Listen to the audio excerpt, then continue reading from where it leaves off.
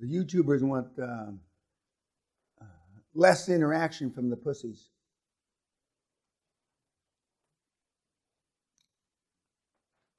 Just pass it on to you. The movie last night. Where's okay, dipshit? What did he say? They will. They will what? They'll loan the money out. And they didn't. And they didn't. That's real life. And anybody that had more than a 40 IQ knew they wouldn't, as they say here in Scotland, loan the money out. And to this day, they're still not loaning the money out for the small loans.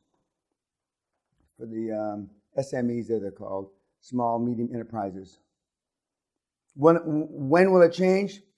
I don't know. Will it change? Yeah, someday. But everything in economic cycles it's like stretching a rubber band. When you pull a rubber band with it and you overextend it, then it comes back just as hard, if not harder, coming back the other way. So I don't know what'll happen. Any takeaways from the movie? Yes? So one negative thought spread from one company to another. Like one bank could see that one bank is going down, and that one negative thought would transfer in their mind, even though their bank was fine, and then it went down. Like I said yesterday afternoon, the most contagious thing is not positive action; it's negative action, and that's what mob mentality works on. That's correct, and you saw how hard some of the CEOs, like the Lehman guy, fought to keep his bank open, and he should. Whether he did it for the shareholders or not, that's a whole other subject. And how the government forced banks to take money. Wells Fargo didn't want to take any money because they were in good shape. And but now it's interesting to note, during the Depression, from 1928-ish to 1940-ish, till the war started, 41, Canada had no failed banks during the Depression. Zero.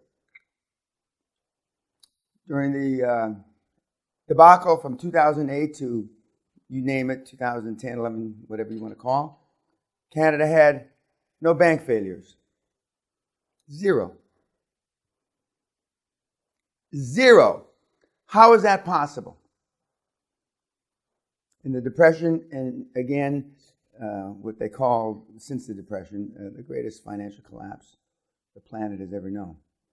Canadian banking, they're either smarter than we are, and or they're very conservative. And they are very conservative. The Canadian bankers and the Canadian guys that have been here like this think that they're just smarter. But when you think about that, that's remarkable. It transcends being remarkable. And the NES QLA works in Canada. And the reason I said that, there's a couple of people, in fact, one or two you may even think this, wrongly. QLA is not just for roll-ups. 2/3 of the people that use QLA can't spell roll-up. They don't use it for roll-up. They use it to enhance their current business base. They use it to enhance their position in corporate world, wherever they are. And they don't do roll-ups.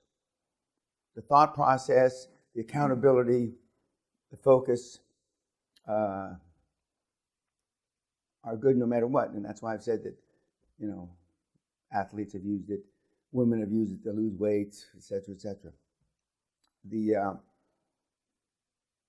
You read, what's the takeaway in the first article? You can take them in any order. Elon Musk? Yeah, okay. What did my boy Elon have to say? The thing I took away is ultimately what we regret is not failure, but failure to act. Knowing that is what propels some people to become originals and others to not do anything. Failure to pull the trigger, which is the resounding theme that I repeat over and over and over. and what most of you in this room haven't done. One, you haven't done it, partially because nobody's ever told you that you should be sticking your neck out of the turtle. Remember, the turtle can't move forward unless he sticks his neck out of the shell. Okay, that's the bottom line for the Musk article. And there's a constant theme, and again, success leaves clues. There's a constant theme with all these, as Kier would say, these big hitters. Okay, the second article.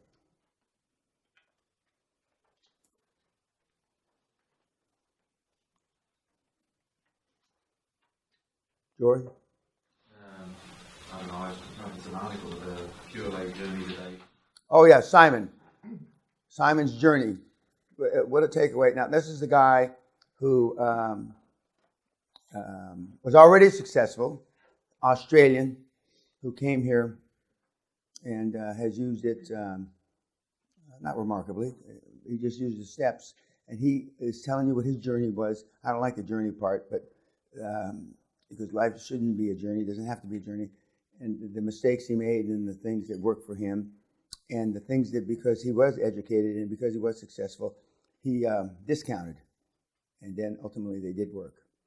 And he's the guy that we use the slide where, he was thinking while he was sitting in his penthouse of the Ritz-Carlton in Singapore, and he said, oh, that's what Dan said, let me try it. And so he called, and 2 hours later, he gets a list of 10 banks of which he did ultimately get finance from. And again, we're using the big law firms and the big accounting firms because they have easy access. Not easy, but easier access. And the third article, or the third thing I gave you? Not sure. Oh, yeah. He's a brother. He's a black dude in healthcare. And he's gone out, and I'm not sure if that's the one that says it was like deja vu when the bankers, I think it was the bankers, verbatim said what I said they'd say. And it's not that I'm so smart. It's just, well, I am smart, but that's not the reason that I know that, because it's happened countless times from people that... from well-educated to the non-educated, to the ones that have no balls, to the ones that have big balls, because the system is more or less a lay-down. The lay-down meaning it's easy. Any questions on anything that we've covered so far? Because now we're going to talk about there are no rules, but the valuation issues and some of the things that have come up. And we're going to do at least one more role play. And the biggest, not problems, but hurdles that you'll have when you get out there, most of which are in your mind, but they're still hurdles, and you still think they're real, based on how the kids over the last 20 plus years have overcome them. So any questions on anything so far? We'll discuss what happened last night when we're not on YouTube. Yeah. All the articles tie in together. They don't all say the same thing exactly, but they all tie in. Well, all the articles I give you more or less tie in together, from the ones that are written by Elon Musk's ex-wife to stuff that Steve Jobs said, because there's one common theme. All the high-performance guys act the same way, think the same way, talk the same way off camera, talk the same way, pull the trigger the same way, whether they're from Canada, Britain, Bulgaria, Russia, doesn't make any difference. And that's the common theme. How many of those guys are on the planet? Not many. And the only differentiation is some keep a lower profile and some don't. Now, currently, Donald Trump is not keeping a low profile. And to answer the questions, I have no business relationship with Donald Trump. I never have had any business relationship. I know him from the 80s and 90s. I have no. People ask why I don't show case studies here in the on the clips. First of all, the clips aren't long enough to do case studies. Second of all, every single thing that is required to do a roll up or use QLA in the corporate world or in your personal life is on my website, on a podcast, or when I used to write blogs, etc., and newsletters. And I forgot to mention, I have 100 plus newsletters. I stopped writing newsletters about 3 years ago when I started doing podcasts. But those 103 or 105 newsletters that date back to 1993 are golden. And many of the questions that are asked by the Ask the $50 Billion Man are from the, or could be answered if they read the newsletters. So when I tell people that we have hundreds of pages, and we have about 500 pages on my site of free content, about 500, a little more than 500. When I started giving away all my product a few years ago, the first question that came up, where do I start? There's so much of it. And unfortunately, that's where it stopped with many. Where do I start? And they never got started. And this works whether you're from, the Poconos or you're from Mesa, Arizona. And but one of the common themes also in what I've shared with you, being as candid as I know how to be, is that not everybody wants to be successful. Almost everybody talks about it. Not everybody even talks about it, but almost everybody talks about it. But not everybody wants it. And it's become vogue, and we're going through another cycle again to talk about it. And that's why there's so many fucking podcasts, and there's so many of these things now, and there's so many apps, because people know they're tapping into that market of the people that want to talk about it.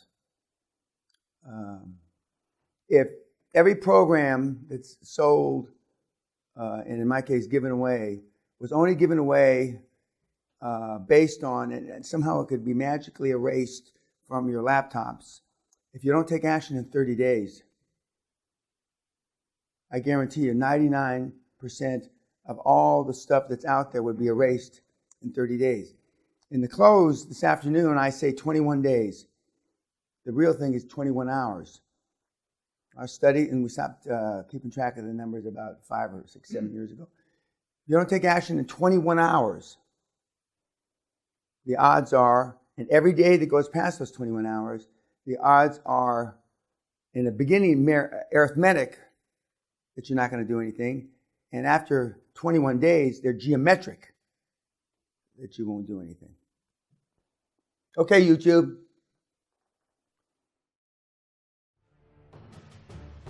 To learn more about this video and all my videos, you lazy cunts, click on this link below. Or you can go to my website, danpeña.com, and see all the fucking free material from the $50 Billion Man.